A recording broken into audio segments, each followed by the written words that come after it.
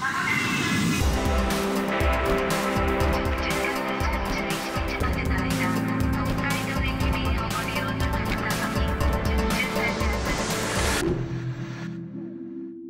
been stalked by tragedy. Everyone leaves me. He dies. Vous allez bien, Madame Darling? Non, mais c'est gentil de demander. We're the Sisters Brothers. S-I-S-T-E-R-S. A royal tyrant, a mother and daughter drama, and an award ceremony crowning the best in French cinema. That's all coming up in today's show. And for that, film critic Ben Croll joins me. Hi, Ben. Hi. Well, our first film this week arrives in French cinemas riding a wave of acclaim. It comes from director Yorgos Lanthimos. The Favourite won both the Grand Jury Prize and the Best Actress Award at the Venice Film Festival in September. It was recently nominated for 10 Academy Awards. Now, this film is set in the court of Queen Anne, not the best-known queen, but it's not your average costume drama, is it? No. Tell us more about what sets it apart. Not at all. Well, for starters, it has a very irreverent and satirical edge. The director, Yorgos Lanthimos, does away with all of the pomp and circumstance that we usually expect of a period epic, and instead he fills the royal court with a bunch of schemers, buffoons, and utter incompetence. The other thing that's really interesting is how he updates the gender dynamic. This film is a love triangle between three women, which is not something we're used to seeing in a period epic in the 18th century, and neither in a dark comedy. Emma Stone plays Abigail Hill, a disgraced noblewoman who arrives in court trying to scheme her way back up the social ladder. And she realizes that the best way to do that is to seduce the gout-ridden queen, played by Olivia Colman. The only problem is that the queen already has a lover in waiting, and that's the Lady Sarah Churchill, played by Rachel Weisz. So if Emma Stone wants to get into the queen's bedchambers, she's having to get through Rachel Weisz, and a battle of the wills ensues. And it's quite fierce, I think. Well, let's hear from Emma Stone on her role in the film. I was, a lot of it was kind of, I didn't really fully understand maybe at the beginning as we were shooting it. I started to understand more just because of the way that Yorgos was shooting, that there would be more silence and more watching and observing than I had previously expected. Which was fantastic. If I could do a whole film and never say a word and just get to do that, I would be very happy. It is important to make new friends in court, is it not? You're so beautiful. Stop it, don't you mock me. If I were a man, I would ravish you. You have become close to Abigail. She is a viper. You're jealous. You must send Abigail away. I do not want to. Let's shoot something. Well, as Emma Stone mentioned there, Lanthimos has quite a peculiar approach when it comes to directing actors. And what does that mean for us, the viewers? Well, he makes you feel a little bit like a space alien. You watch these characters with a bemused distance, laughing at their follies, but not quite understanding where they're coming from. In his previous films, he had films like The Lobster and The Killing of a Sacred Deer. He had his actors give very monotonous, almost robotic line readings. He changes that up a bit in The Favourite. He lets his actresses be a little bit more expressive, a little bit more operatic, but he still maintains a very chilly, frigid style where the camera is very far from them and things play out in very stylized angles. It's a very specific tone, isn't it, that he has? Exactly. It's chilly, but he intersperses it with bouts of surrealism, absurdism, and vulgarity. The characters dress like royals, but they swear like sailors. It's very funny. So we've got those three award-winning actresses heading up this film. So could you single out a favourite for you among those performances? Well, Emma Stone is as good as she's ever been. Olivia Colman is winning all the prizes, but my favourite is actually Rachel Weisz. She plays a very conflicted character. In the script, she could be almost seen as a villain, but the way that Weisz plays her, full of empathy, full of warmth, full of contradictions, she makes a fascinating, fascinating figure. Well, we're moving from 18th century England to present-day France now for this next release, Clare Darling. It's a bittersweet family drama starring Catherine Deneuve. Tell us more about this one. Well, believe it or not, it's a film that wrings a lot of tension out of a garage sale. They are a bit stressful. And none more so than here. The film stars Catherine Deneuve as a woman who wakes up and decides that today is her last day on Earth, so she is going to sell every belonging in her house. And so she creates this big garage sale selling priceless goods, which causes a very big stir in her small town, which in turn brings in her estranged daughter to come clean up the wreckage. And of course, there's a reconciliation between mother and daughter. Okay, well, let's learn a bit more about the film by taking a look at this clip. Qu'est-ce que tu fais là? Pourquoi t'as tout sorti? C'est mon dernier jour. Ton dernier jour de quoi? De ma vie, ma chérie. De ma vie. Il faut absolument que tu l'arrêtes. Cette maison, c'est une œuvre. Je veux pas de sa maison. Je veux rien d'elle, merde. Tu l'aimais plus? Ta bague? Ah, touche pas à ça. Je croyais qu'elle était pour moi. Je l'ai jamais eu, ta bague. Tu le saurais si t'avais au moins pris la peine de lire mes lettres.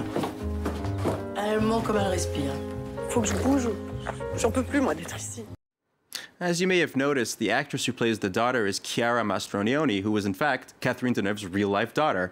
It's an inspired bit of casting, but it's not the first time that mother and daughter have played mother and daughter on screen. They also shared similar roles in Christophe Honoré's The Beloved. But it is very interesting, and it adds a layer of poignancy to the film to see these real-life mother and child play as much on screen. Frankly, the film benefits a lot from that poignancy because it is a very slight, small affair. It's a very melancholic tone poem about a woman dealing with memory, regrets, and flights of poetic fancy as well.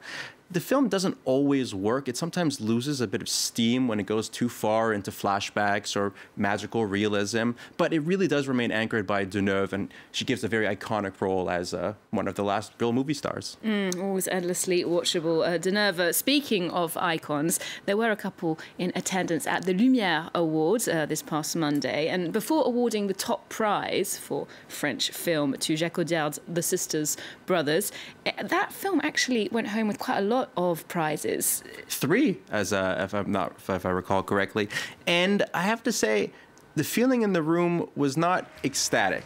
I think that Audiard is a very, very, very popular consensus choice, but that doesn't always make him everybody's first choice. And this was a bit of a scattered year for French cinema. There was no clear favorite, and as his Palme d'Or in 2015 for Dipan, he was the path of least resistance for a lot of voters. That being said, I feel like a lot of people in the French industry weren't thrilled about the Sisters Brothers winning the Lumière Prize. Because it's a film in English. It's a film in English, and it is a film produced in France by French producers, by a French director, but it is nevertheless a film with 3 big American stars that is going to be received as an American film internationally. And I feel that there was a lot of people that just felt maybe that's not the best foot forward to put for French cinema.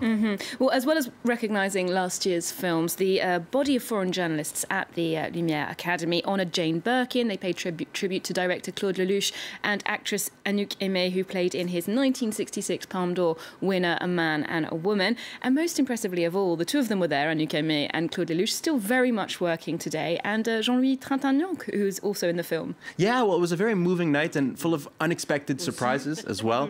When they brought on Anouk Aimée and Claude Lelouch on stage, they received a surprise phone call from Jean-Louis Trintignant, reuniting the cast of the 1966 film A Man and a Woman on stage. And then they surprised everybody in the audience by revealing that this long-planned sequel, well, actually a second sequel to A Man and a Woman, that everybody thought that they had intended to do, has actually been finished. It's in the can. So that's a movie that's going to be coming out in 2019, the second sequel to A Man and a Woman. And who knows, maybe next year's Lumière Awards will be honouring that film as well. Indeed. Well, here's what Lelouch had to say about receiving that award at the Lumières Prize. La presse internationale a toujours été formidable. The foreign press have always been great to me. Un peu plus que la presse française. A bit more than the French press. Que la presse internationale aujourd'hui me donne ce I am extremely touched that the foreign press have given me this award. I have often been rewarded by them, such as winning 3 Golden Globes. I feel that they bring a different perspective to French cinema. Qui est intéressant, surtout sur le cinéma français. And in other big movie news this week, the 69th Berlin Film Festival is kicking off. And who can we expect to see on the red carpet, and what films are we looking out for? Well, I think that the biggest star on the red carpet is going to be the jury president, Juliette Binoche. Now, if you believe it or not, Juliette Binoche has never led a major European festival jury before. I think the problem is that she works too much. She always has a movie at one of these festivals. And so this year, the stars aligned, and she will be leading her first ever jury at one of the major European festivals, and that's a major, major get for for Berlin. Berlin is really a massive festival.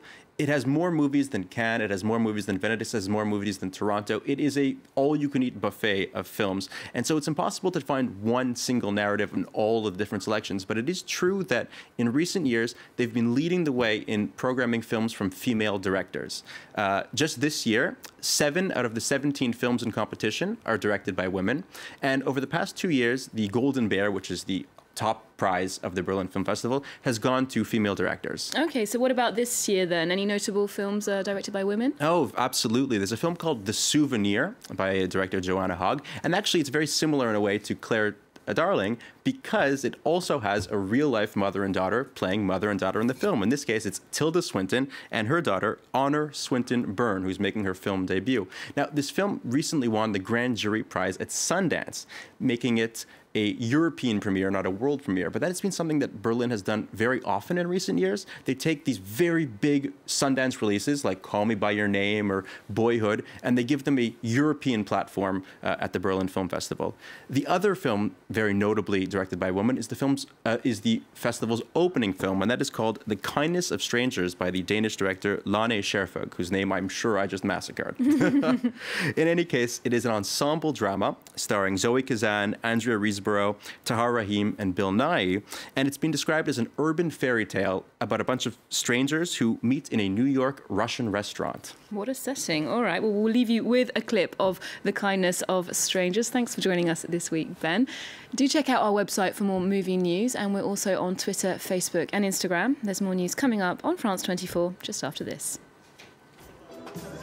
Are you part of the family? Yes. I'm the aunt. The aunt? This is a silver anniversary. Well, Glenda and Dave. They got married so young. Glenda and Dave? Mm-hmm. I thought they were Russian. The parents gave them American names. But, you know, we love them to pieces anyway.